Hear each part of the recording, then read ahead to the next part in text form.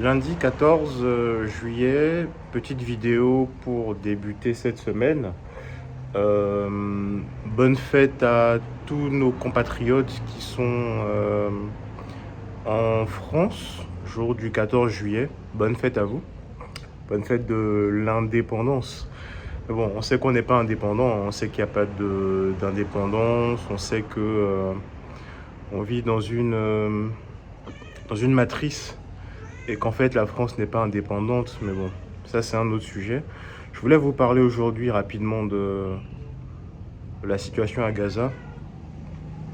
Il y a beaucoup d'Africains, beaucoup de jeunes Africains, de compatriotes qui disent que oui, mais bon, nous ça ne nous regarde pas, que c'est loin de nous, etc.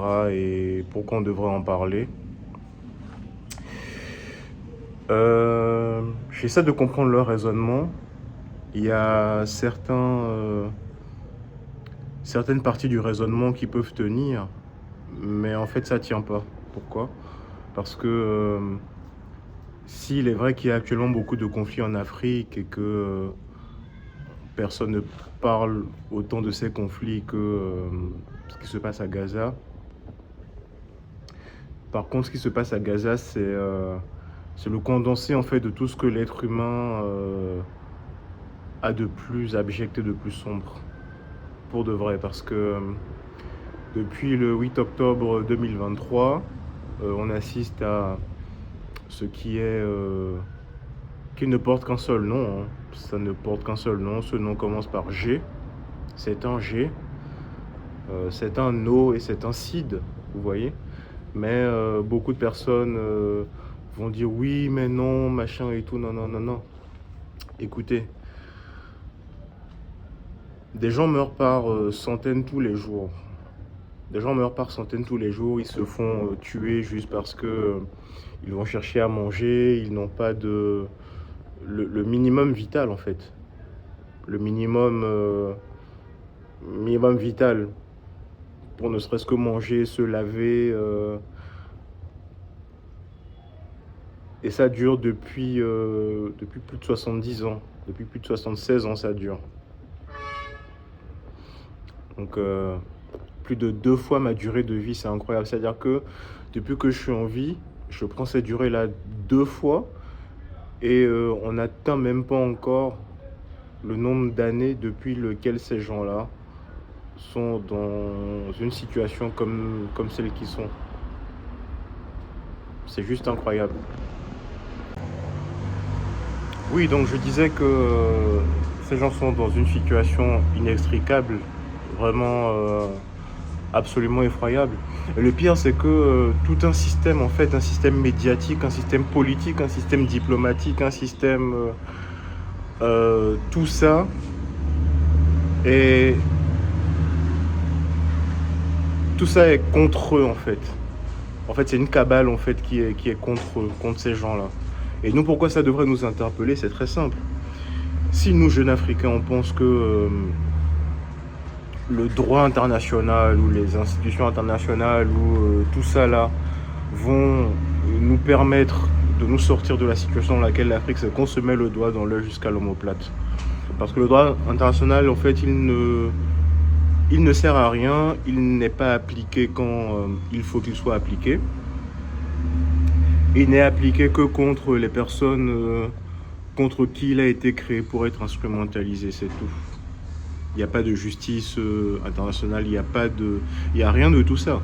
Un seul pays aujourd'hui se lève et tue des gens par centaines de milliers. Je dis bien par centaines de milliers. Je dis bien par centaines de milliers parce que les chiffres actuellement qu'on nous donne et tout, oui, 50 et quelques mille, tout ça, c'est une sous-évaluation. Ces chiffres sont au minimum, je dis bien au minimum, 4 à 5 fois sous-évalués, au minimum. Parce que ces chiffres déjà ils datent de plus d'un an. Ils ne comportaient au fait que les personnes qui ont été enregistrées à l'hôpital, c'est-à-dire ceux qui, quand vous bombardez un bâtiment, quand vous bombardez un immeuble, les personnes qu'on emmène à l'hôpital et qui sont déclarées mortes là-bas, soit en arrivant, soit qui décèdent là-bas, c'est à peine une personne sur 4 ou 5 au moins parmi celles qui sont tuées. une grande partie de ces personnes sont toujours dans les décombres et tout, vont être retrouvées après plusieurs mois, si ce n'est années, quand vraiment la situation sécuritaire là-bas sera sous contrôle et qu'on pourra circuler dans les rues. Et vraiment qu'il pourra y avoir des équipes de secouristes, de sauveteurs et tout, vraiment qui vont vraiment déblayer ces endroits-là et essayer de voir qui c'est qui est dedans. Donc, nous, jeunes Africains, cette situation de Gaza doit nous interpeller, doit vraiment nous faire réfléchir. D'abord par compassion pour ces innocents, parce que les gens disent oui, mais les Arabes, ou déjà, les gens confondent Arabes et Maghrébins. Tous les Arabes ne sont pas Maghrébins, tous les Maghrébins ne sont pas Arabes. Et par exemple, les Iraniens, ce ne sont pas des Arabes, ce sont des Perses. Bon.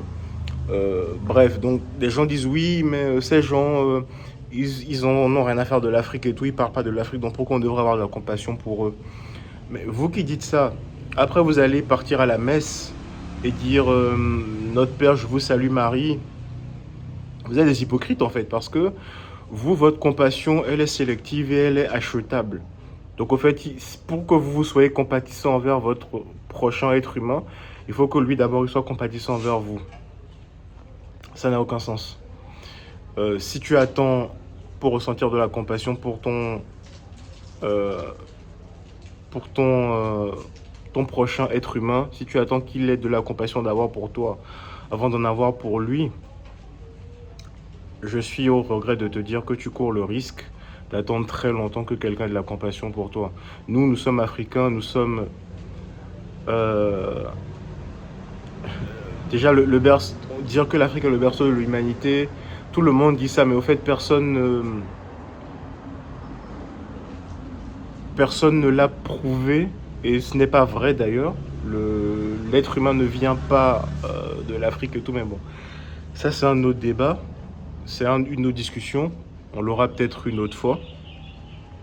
Donc on n'a pas besoin d'abord d'attendre que les gens soient compatissants envers nous pour ressentir de la compassion envers eux.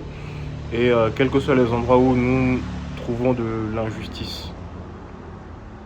Parce qu'on est des êtres humains d'abord, et que quand on va retourner de là où nous venons vraiment, personne ne va nous demander « Ah ben tiens, t'as pas eu de compassion pour eux parce qu'ils n'ont pas pour toi. » Non, t'as raison, putain. Mais non, ça va pas se passer comme ça en fait. Voilà. Donc... commençons vraiment cette semaine en réfléchissant à cette situation, ou en y réfléchissant à nouveau. Cette situation à Gaza, qu'est-ce qui se passe là-bas? Le carnage incroyable, la boucherie, le chaos, l'inacceptable. Et pendant ce temps, vous avez le ballet diplomatique, des clowns habituels, des présidents qui vont parler, raconter leurs bêtises, mais qui en fait, ils en ont rien à faire de ce qui se passe là-bas. Ils en ont jamais rien eu à faire, et ils en auront jamais rien à faire. C'est tout simple. Parce que il suffit d'un coup de téléphone, il suffit d'une décision pour que cette chose-là s'arrête. Mais bon, quand vous avez des armes à vendre aux gens et que, voilà, business as usual, il n'y a pas de souci. Quand vous devez vendre vos armes et tout, et vendre la mort, tu vends la mort d'un côté, la paix de l'autre et tout, ça n'a pas vraiment de sens. Voilà. Jeune Africain, jeune Africaine, réfléchissons à tout ça. Passe une bonne semaine.